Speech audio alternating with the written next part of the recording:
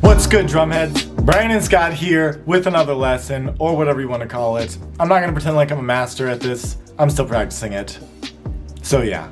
In the drum world, there are so many rudiments and notes and drums to freaking hit that sometimes it can be so daunting. It's like an information overload, and it's like you end up not knowing what to play at all. So what we have to do is limit our creativity. I'm gonna give you 3 patterns. A group of 2, a group of 3, and a group of 4. And with those groupings, we can then create bigger groupings, groupings of 5, groupings of 6, 7, whatever the heck you want. And we're basically using the same lick to create all these different patterns and even create some cool phrases behind the drum set. Okay, enough talking, let's get behind the kit. Alright, are you ready for the 3 patterns? Super simple. That's the point of this. We're trying to keep it super simple. Our pattern of 2 is going to be right, left. Our pattern of 3 is going to be right, left, left. And the pattern of 4 is going to be right, left, left, kick. Now if you'll notice, these are all basically the same pattern, but just cut off. So the pattern of 4 is basically the whole pattern, and then you're just chopping it off. Only thing is, the pattern of 2, you're going to accent both those notes. Right, left. The pattern of 3, you're just going to accent the right, and the pattern of 4, you're just going to accent the right. So we can use these 3 patterns, these 3 words, to create sentences, and therefore have a conversation with the drums. The drums are not an instrument. The drums are a language. So first off, I'm going to restrict my orchestration. So I'm going to put each pattern on a certain place of the kit. So the pattern of 2, the right, left, I'm just going to throw both of those on the snare. The pattern of 3, I'm going to put off the rack tom, so it's going to be right, left, left. And the pattern of 4, I'm going to throw it on the floor tom. Right, left, left, kick. And by associating each of those groupings with a specific place on the kit, then it's kind of easier for me to realize when I'm switching back and forth between the 2, okay? So we got pattern of 2, pattern of 3, and a pattern of 4. Okay, now that we got the patterns laid out, we can start combining the patterns. Okay, so what if I combine the pattern of 2 and the pattern of 3? That's going to give us a group of 5. Again, we're not thinking in subdivisions, we're just thinking about the groupings, okay? So we got a group of 5.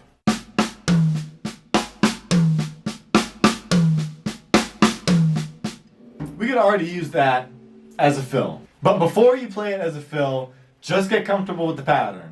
Put the 2 together and just play it over and over again and just see how it feels.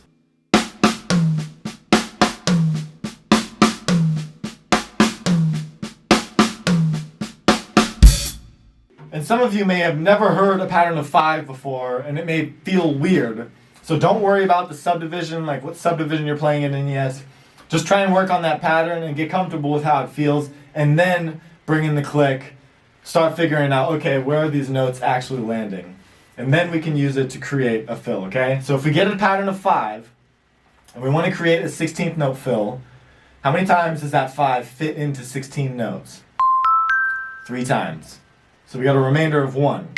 Okay, so I'm just going to throw that on the kick. So I'm going to play the 5, play the 5 again, play the 5 a 3rd time, smack the kick once, and then bang, right there on the 1.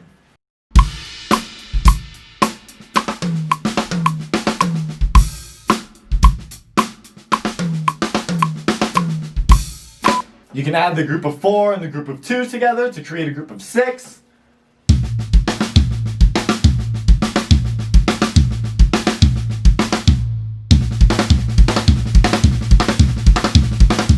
You don't even have to go 4 and then 2. You can go 2 and then 4.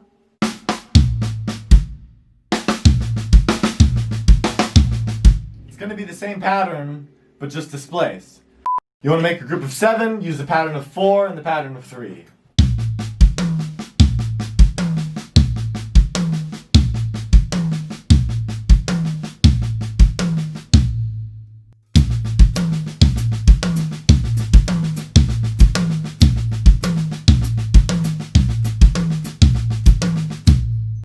Okay, we can make another combination. What if we go 3, 3, 2? How many does that give us? 8. Good job, kids. So this is going to be pretty easy to work with then. Us drummers love even numbers like that. 4s, 8s, and 16s. 8. So you get 3 plus 3 plus 2. 1, 2, 3, 1, 2, 3, 1, 2, 1, 2, 3, 1, 2, 3, 1, 2.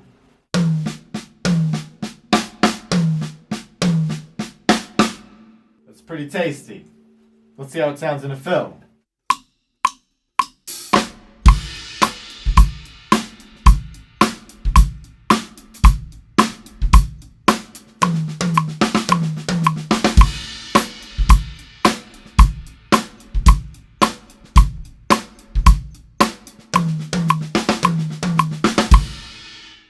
Okay, so now we have a group of 2, a group of 3, a group of 4, a group of 5, a group of 6, a group of 7. That's a lot of groups. And if you were to limit yourself to just using these groups, you could still come up with a bunch of different options, okay? So I originally had you playing them on specific drums, but we're going to scratch all that now. You have ultimate freedom of the whole drum set. So pick a pattern and practice orchestrating around the kit. Hit different things, see what feels comfortable, see what doesn't. Let's take the pattern of 5.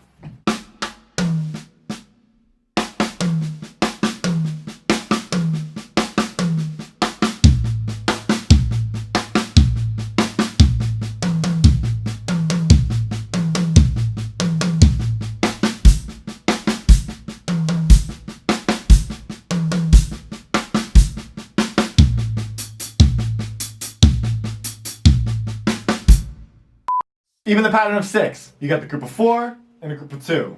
Practice moving it around the kit. But make sure you're playing the same sticking pattern. 1, 2, 3, 4, 5, 6.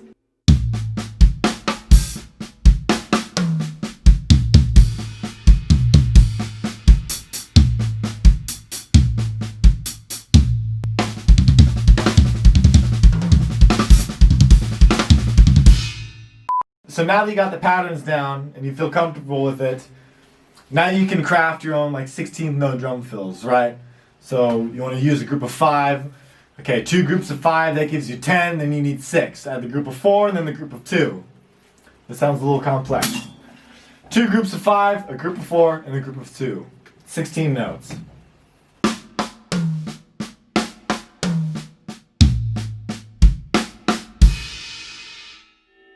That's our fill.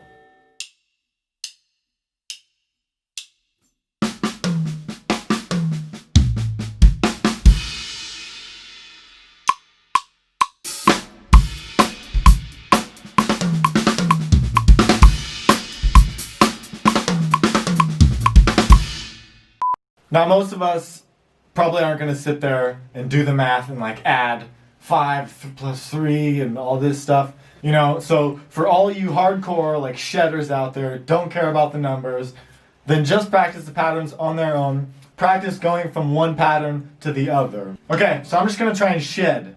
And I'm going to try and use those groupings. I'm going to try really hard to think about those groupings while I'm shedding. And I'll do my best to not accidentally throw in anything else besides the patterns that we've been working on. So, I'm going to give it a go.